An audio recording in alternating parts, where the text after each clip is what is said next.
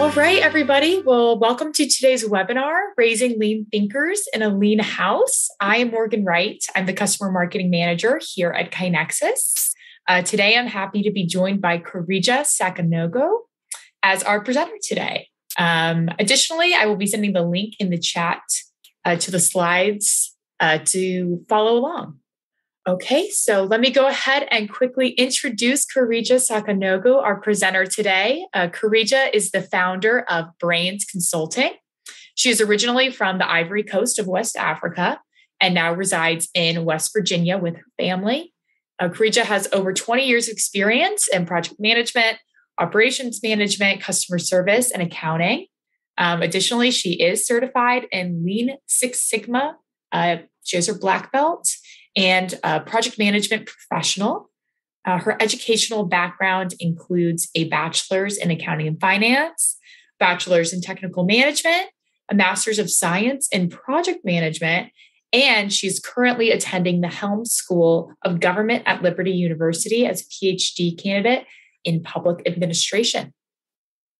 So with that, I will turn things over to Karidja, and she will dive into kind of the how and why she found it beneficial to raise lean thinkers. Thank you, Morgan. And then thank you to everybody that took time today to attend the webinar. It's a pleasure for me to be speaking about this subject. That's a passion for me.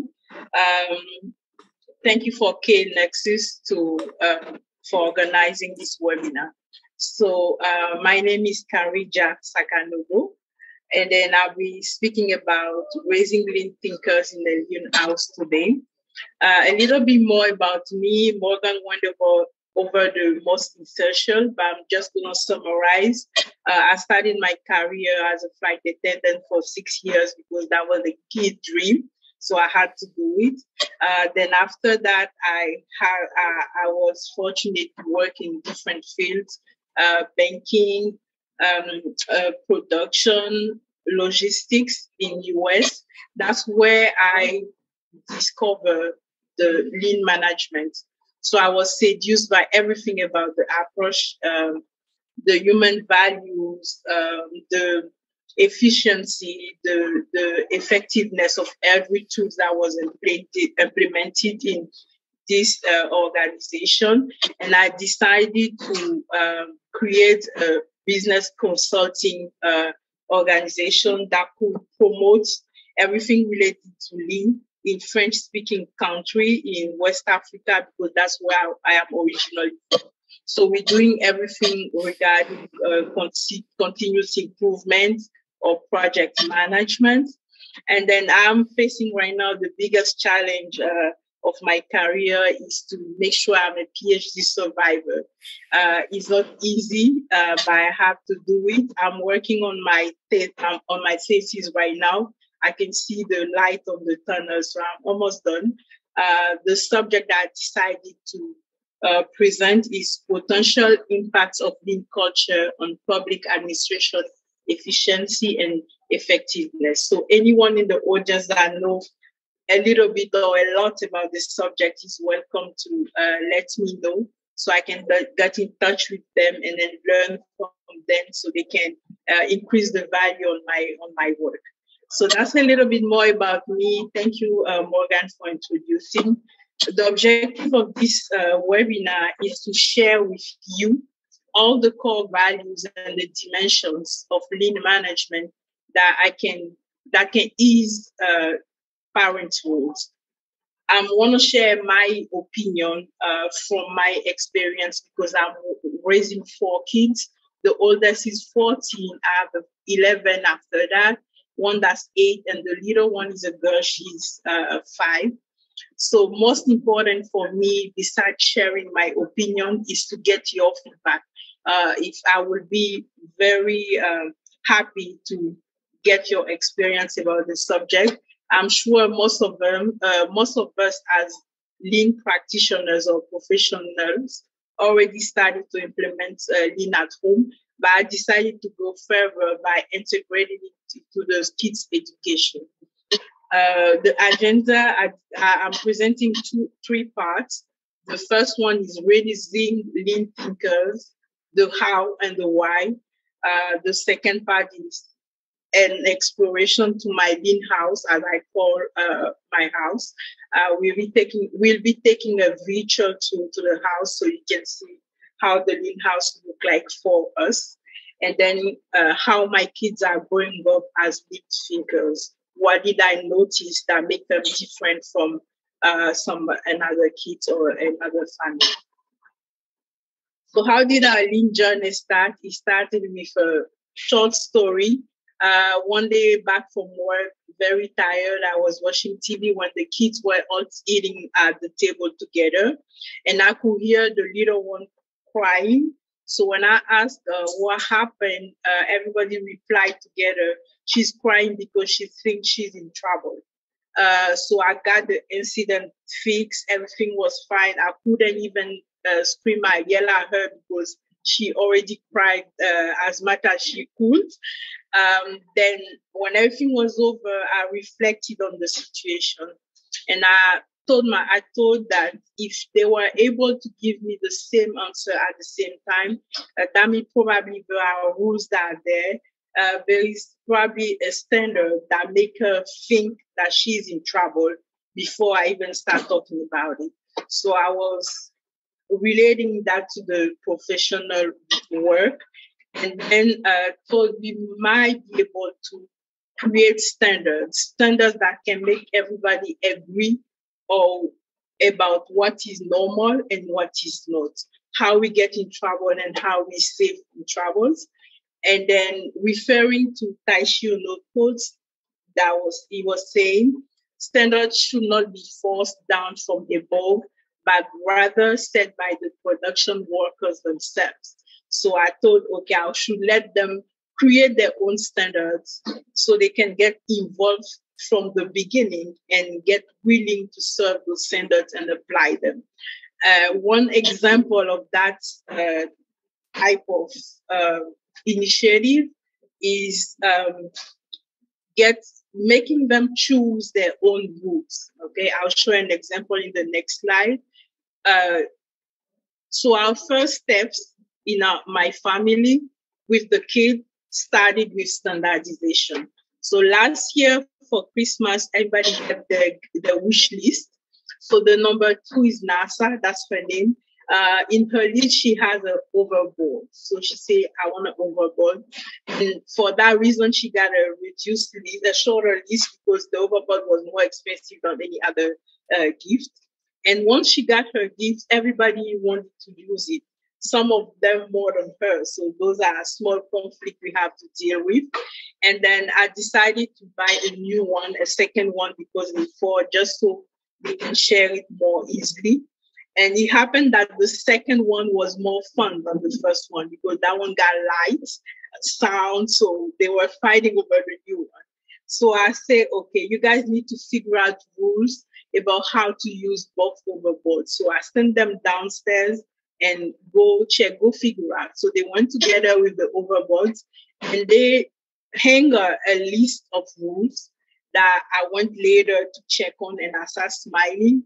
I just want to share it quickly with you. The first one is the white overboard's ownership name is NASA because she's the one that asked for the first one. No fighting with them. Wait your turn. No screaming. Everyone gets 15 minutes before the next one. Have fun and do not break them. So that made me smile because they were able to figure out how to be fair with using the little bit of resources they had. Relating that to the work environment is what the lean approach is always calling to people to get involved with creation of the standards, with how we adjust them to the reality, how we take into account the constraints so we can make rules, standards that work for everyone. And that story reflected exactly what that quote of Joseph Durand that say without a standard, there is no logical basis for decision making or taking action. So they were kind of confused. They were frustrated about how to use the overboard but because they edited themselves a list of standards, they figure out how to do it correctly. So our first step was with standardization. How I'm raising lean thinkers, I'm going above standardization, right? Another quote, I love quotes, so I share always a lot of quotes in the presentation.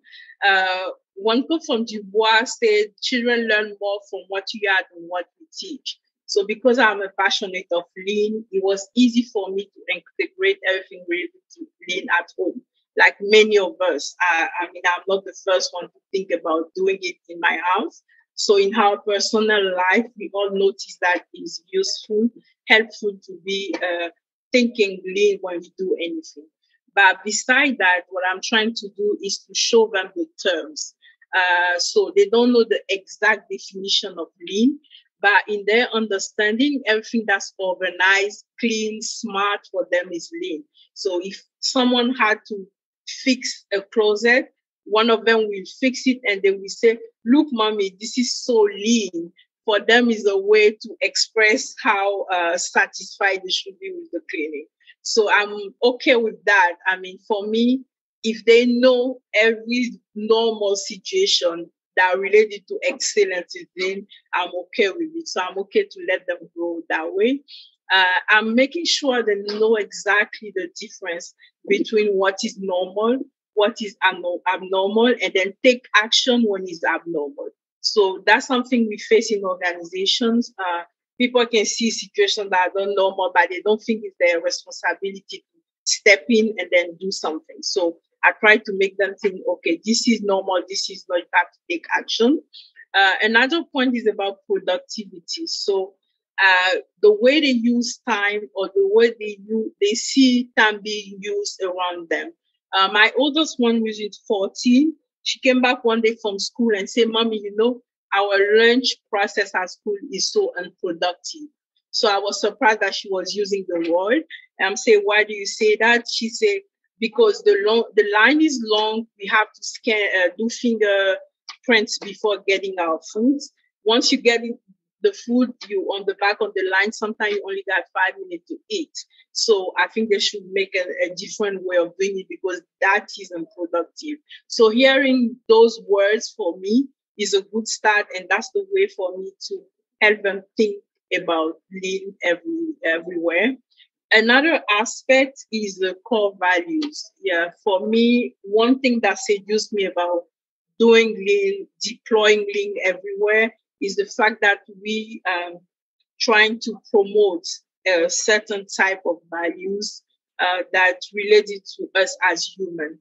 One of them is respect, like respect for people from the Toyota production system. For me, is essential for my kids. They have to be respectful to everything. Even when they disagree, there's a way to say it because you have to say it respectfully. So it's hard, but they're trying. Another thing is ethics, acting like everybody's watching you, thinking about this is fair, this is not. Everything related to fairness, everything related to valuing human being, all those together, I call it ethics, and that's how I show them. You do this because this is ethical, this is not. So that's how I'm training them to the words before they get older. And the last part of the way I'm raising them is to show them some of the dimensions of the lean approach. The first one is resources optimization. As a parent, I mean, we always do that. Don't waste the water, don't waste the electricity, don't waste the food, finish your plate. So everything related to what you have to make sure you manage it efficiently. Excellence, try to be over always the first, good grade. If you play a game, try to be good at it. If you running, you do sport, try to be good at it. So trying to make me think I have to be excellent all the time. Anticipation, yes, I always ask them, if you do this, what will happen? So in certain situations, prioritization, that's a good one because it's not easy for them as a kid to figure out what they have to do first. So when I come back from home, I want to play. Should I do my homework first? Should I take shower first? Should I eat first? So they have so much to do. So I try to help them figure out themselves. Depending on the days, you better do your homework before you eat. Depending on other days, so I try to create that flexibility in the way they act, so they can be better organized. Multitasking, that's the one I love the most because I will always send them to do three things. Go in the room, get the comb, go in the bathroom, get this. So they're like, okay, what do you want me to do first? You figure out. So that's always tricky for them. That's what I notice. And I enjoy doing it because I see the panic on their eyes anytime I say, okay, do three things at the same time. Critical thinking is every day. Why? Mommy, I did this. Why? Can you please stop saying why? And then that's so they can just think more than what, go deeper in their reflection, go deeper in their comprehension. And problem solving is they will always come to me with a problem, but I will always tell them, what do you think we should do? What do you do in this situation? What do you think is better to do? I will do that first just to get their opinion before sometimes suggesting something, or I will let them just experiment it to see how it come out, how it works. So this is how I'm raising lean thinkers with the terms, the values, and the dimensions in our daily life. Now, why am I doing all this? John Novak said in one of the quotes, with Lean Six Sigma, the tools are the easy part. Changing organizational culture is the hard part. We all noticed it.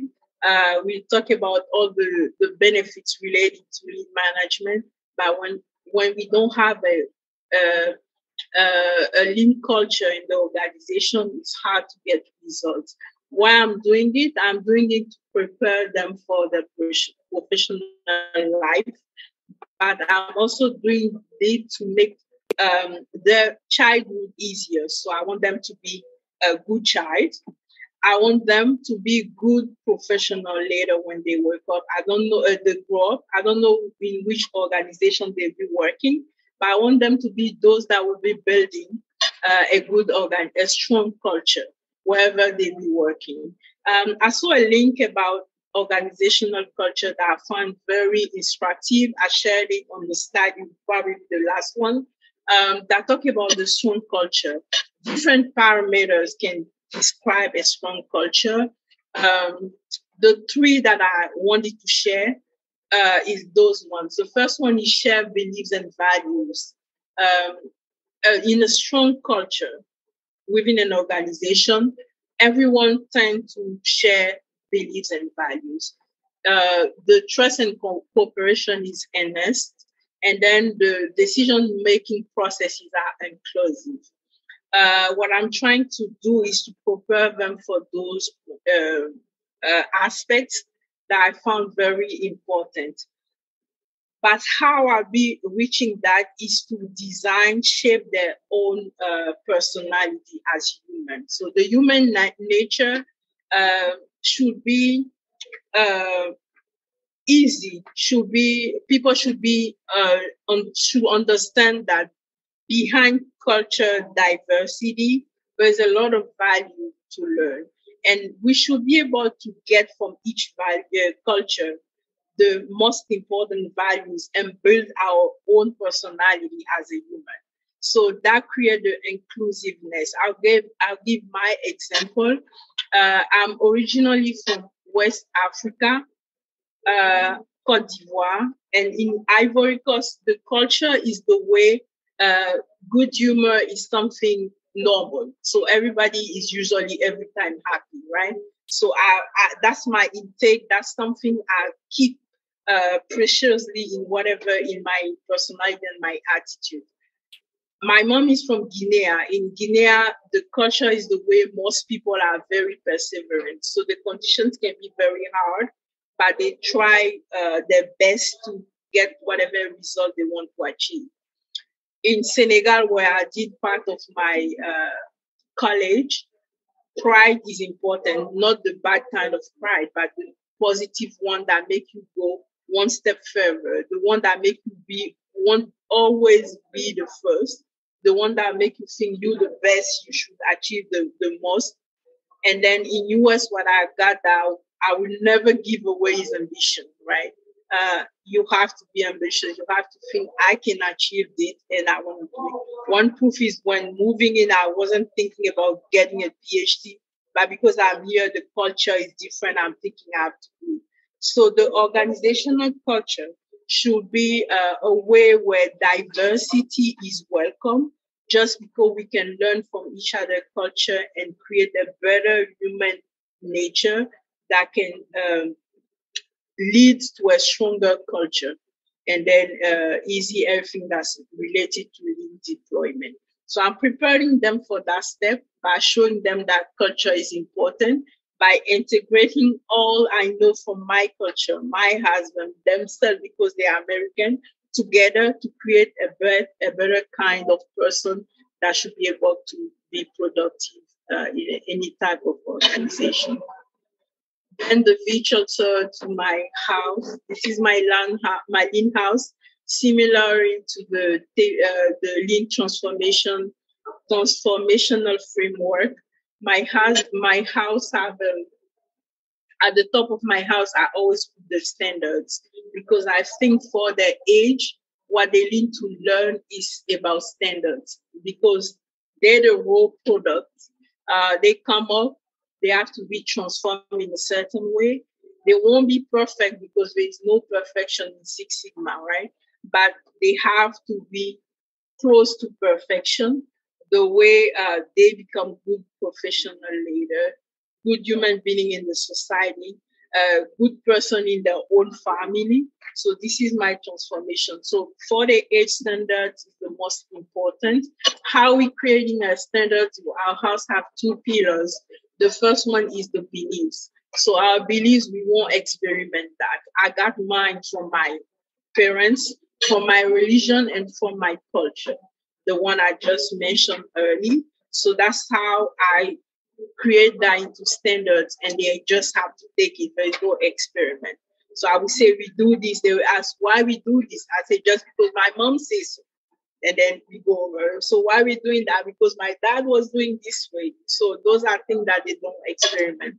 And on the other side, then they have the experimentation zones where they can experiment everything they want. I will guide them sometimes I won't. I let them fail so they can learn from failures and they can learn from successes. Both pillars are necessary to find the good standards. Find them, change them when they need to be changed, adjust them to the reality, and as they growing up, maybe. The standards are so strong that they think they apply to everyone. I give you a quick example. One day I told my boy, he said, "Mommy, can I sleep with you?" I said, "No, you have to sleep in your room. Everybody sleep in their room." And he said, "Okay, so why is Daddy sleeping in your room?" So for him, well, that's the standard. If that's the case, why it doesn't apply for someone? So sometimes I have to explain that there's standards and there's conditions that go with it, right? In the organization is the same, but some of the procedures have to be explained better so people can understand. My foundation is respect, as I said earlier, for me is the most important. Respect yourself, respect your siblings, respect your parents, respect everybody outside, your teacher, the rules, the standards, the culture, the religion. So they have to be respectful of everything around them. It's the most important. So I would say if there's a sentence that summarizes my lean house, I would say united by standards, because my kids are born from the same parents, but they have a lot of differences. They have different personalities somehow, sensitivity too. So standards are the way for me to harmonize those differences and create a world that's more stable for them. We have a stronger family identity because we know what how we look like. We know our standards. When they go on vacation to their cousin, I would say, okay, when you get there, they have their own standards. Don't try to change yours, but you have to accommodate to them because you in the house, right? So they asked me, so you don't let us do that. Why auntie has let the kid do so and so? Well, because it's auntie, that's the way she think is better, and I have a different way, we have a different way. So that's sometimes tricky to make them understand that it's different. Increase kids' independence, yes, with standardization. I'll let them step in with all the dimension. I will make them step in to do art because mommy won't be always here, daddy won't be always here. You have to step in. And then the last point is sustain our beliefs. Yes, I got a lot of the beliefs from my culture, my mom, my dad. I got some from my religion. I don't want it to disappear. With the lean house, I'm trying to make it, to sustain it and then transmit it to them so they can do the same with their kids. Hopefully, they'll do it. Last slide for you is growing up as a lean thinkers. This picture is the one that I shared months ago with the women in Lean. They enjoyed the picture. For me, that picture summarized everything I want them to do because I'm integrating everything that's related to Lean to their education. Learn from each other, support one another, be happy together. That pose wasn't easy to make, right? I was just sitting, watching them, and then they had a common vision. They say, we want to do this. All you have to do, take the picture, right? It was a lot of try. They help each other. One side was done before the other one, then they had to help each other. Humility to fail because some of them fall down, they pick them up, they, okay, let's me retry. Care for all because they want all of them to be in. It's not sacred life. You can't just go on the side, we do it. No. So I was looking at them, and then once I got the picture, all those feelings came in, and I'm thinking probably is the best way to do it. So it's very challenging, right, to raise kids, and then at the same time going to school, at the same time having a job. I would say with Lean, in my house at every level, me, my husband, the kids, every in our daily life, that make things much easier because they understand what are the roles and the responsibility in all this going on. That's one reason why I can travel so far for 2 weeks, okay, and let them go to school because they understand. I mean, they grown up already step by step. Some of them understand. There are challenges everywhere. And then I will be happy to hear from you all the feedbacks, how you think that can help or is already helping, and then learn from it. So thank you very much for listening. And then thank you, Morgan. Thank you. That was wonderful. I love that photo. They are just so precious. Thank you so much. Okay, real quick before we jump into Q&A, I just have a few announcements as we close up. We'll go, to that webinar slide. So those of you who have been here before, you know that you can find all of our past webinars at kinexus.com/webinars. And additionally, you can sign up for our future webinars. So right now, our next webinar on the books is our training team office hours that are for customers only. And you'll see that our new training and enablement manager, Brittany Courier, will be hosting. So some of you may know Brittany as our past support person, but now she's actually transitioned to a new role. We're really excited to have her in that role. She's awesome. Additionally, typically, the training team office hours are Thursdays at 1 Eastern, I believe. But next week, it will be actually Tuesday instead of Thursday, and those will be from 11 to 11:30 Eastern time. So just note that change. Additionally, KaiNexicon, our user conference, is coming up here in 2 short weeks. So those of you that are attending, we are so excited to see you guys and meet you guys in person. And if you aren't attending, we hope that we meet you next year. Okay, in the next slide. So additionally, the blog at kinexus.com is the home to both our improvement and our customer blog. So if you're not already subscribed, you can go to blog.kinexus.com to subscribe to both or either of those. And then finally, we'll jump to the next slide and we'll talk real quick about our podcast series. So please listen, subscribe, rate, and review via your favorite podcast app, or you can find us at kinexus.com/podcast. So the audio from today's webinar will be available there as well. And then now we will jump to our Q&A. So we'll jump to the next slide, and we already have a few questions coming in. So first, the first question is from Annie, and she asks, at what age do you recommend starting with children? And at what age have you found to be have you found that they're most receptive to the lean principles? So thank you. That's an excellent question. I asked myself the same questions months ago.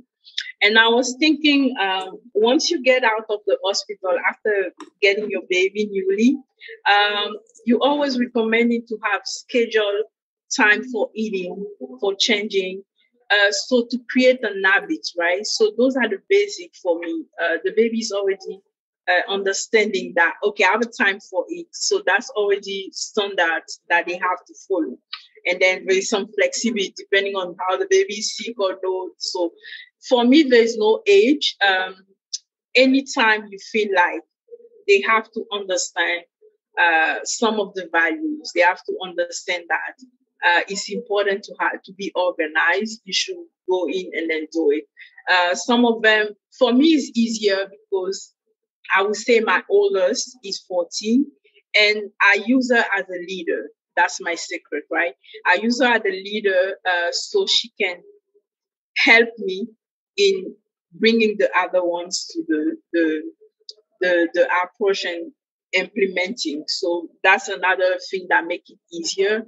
I'm assuming with one kid, it might be challenging, but always find what is essential and then start with the basic.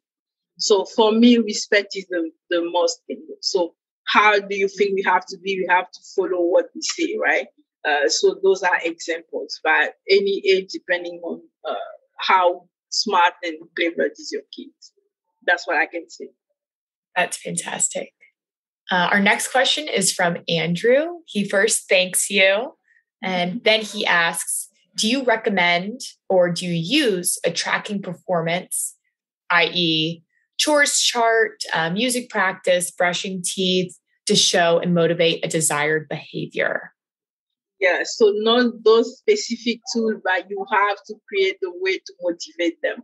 Okay, so I figure out with mine, they like having fun. Like you say in the chat I show you, they say have fun. So everything, brushing timer to make them have a specific routine that can help. So another thing is they're always looking for improvement, right? They get tired of the same thing all the time. So they're very creative for that reason.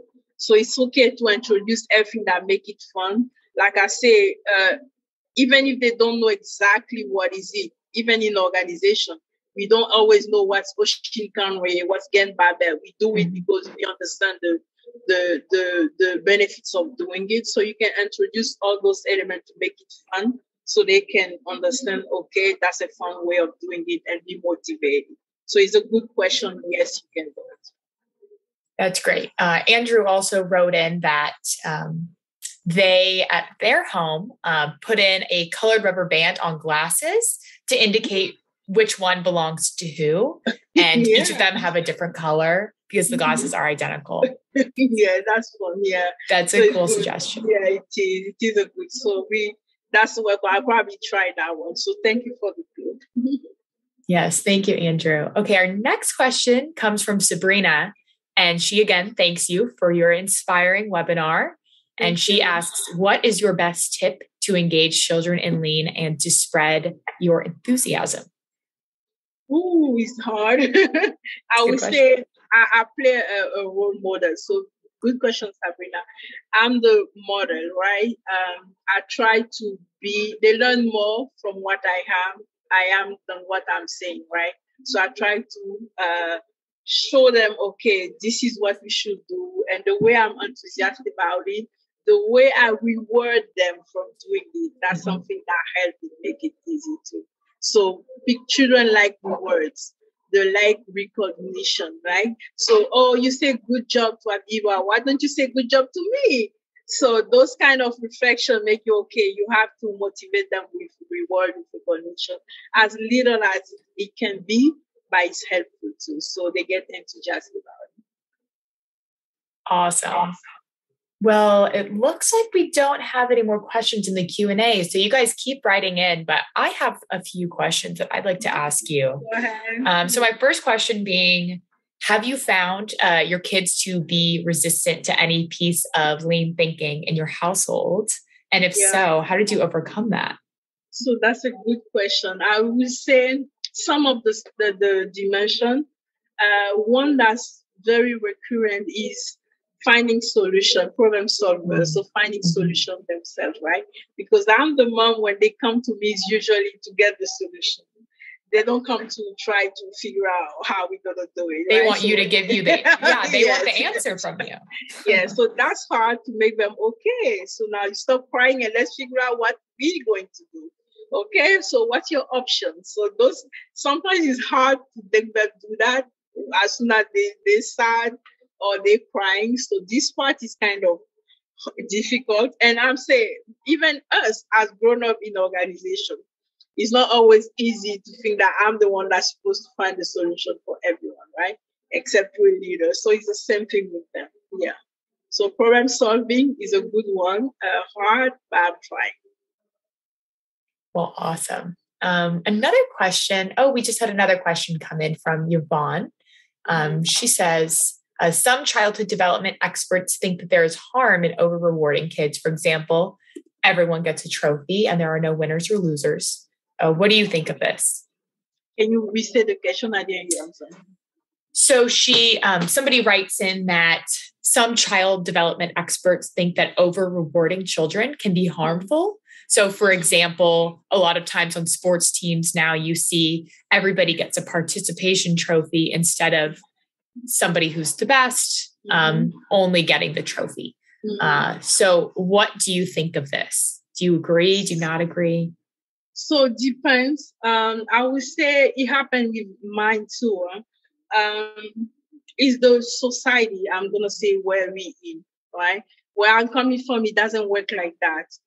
You have ranking at school. Who is the first? Who is the second? Who is the last one in the class? We all know, right? That's the way it's made. The society is made there. So everybody can understand they have a rank. In US, you have this culture. That's where I figure out that there is no ranking. Okay, they try to make everybody understand that, okay, everyone is good, everyone has value. That's the way I see it. Is mentally is good because no one gets no one feels like they're frustrated. Now it's up to us as parents to see how we catch up, how we realize that, okay, this we see is not good. Even though you get recognition for this, we have to work on this. So it's a way to avoid frustration. For me, it's fine because it doesn't limit the kids, okay? But at the same time, there's a work to do with to help them be the best, the way they're supposed to be and get that recognition. That's good advice. I have another question for you. So what do you do differently with lean at work based on your experience with your lean at home? And then do you feel like there's a difference in kind of how you engage with people and lead them? Yeah, so I'm more patient at work because because I always think that like we say, the culture is the hardest part, but it always comes from the way we were raised, right? The value we have when we were growing up. So because some people are missing that, That's why I make it challenging. So I'm more patient because I look at them and say, well, it's not the fault, right? So we should help them reach that point that I want them. So it's a lot of patience for me because I'm learning from my experience with the kids that make it easier. And I'm understanding that we have to go to the basics first. Not everybody is willing. You have to get their engagement. Like Sabrina was saying, get them enthusiastic about doing it is the same at work. So I'm learning from them and then bringing that to workplace because it's the same situation almost. That's awesome. Thank you for sharing. And the last question I have for you is, what would be one piece of advice that you would give to parents trying to kind of begin to implement lean thinking into their household? I would say everyone that know about lean is pretty ready to do it at home, right? With the way they organize themselves. Now, when it comes to children, I would say you have to first observe them and see what they need more from your own understanding, and then start with one thing at a time. Mine was standardization because I think I needed to sustain beliefs. I think I needed to get them independent so I can have time for other things. So that was my choice for my situation. Now, depending where you are, observe and then see what's the most important.